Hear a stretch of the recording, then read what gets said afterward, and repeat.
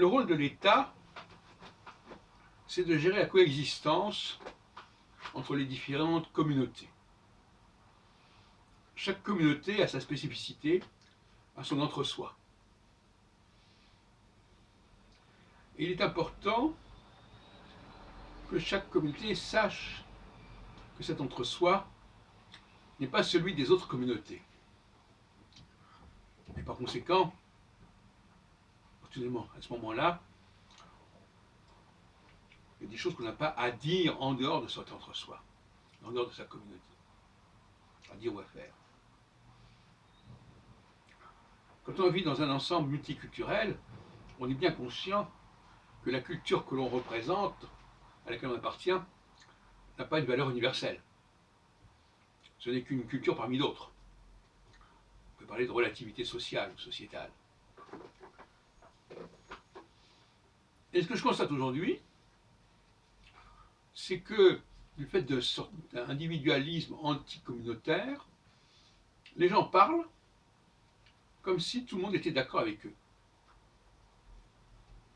Comme s'il n'y avait qu'une seule et même communauté dans cet État-nation, qui serait unitaire. Alors selon une sorte de sophisme unitaire, si tout est pareil, ce que moi je sais, ce que moi je pense, c'est forcément ce que les autres doivent penser, puisque c'est unitaire. Hein, c'est une sorte de logique un peu tordue, mais c'est comme ça. Donc, moi ce qui me gêne, c'est quand des personnes qui partagent un même entre-soi en parlent en public. Et non pas devant le public de l'entre-soi, le public de la communauté en question, mais une sorte de public général. Par exemple, la radio.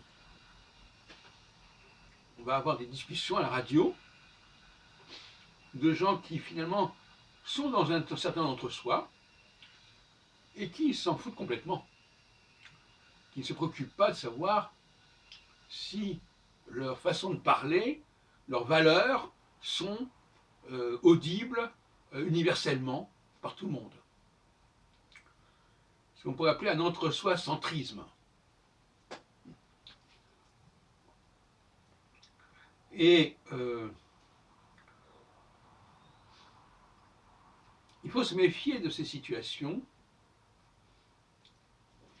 où, lorsque les gens qui sont en train de parler entre eux se ressemblent,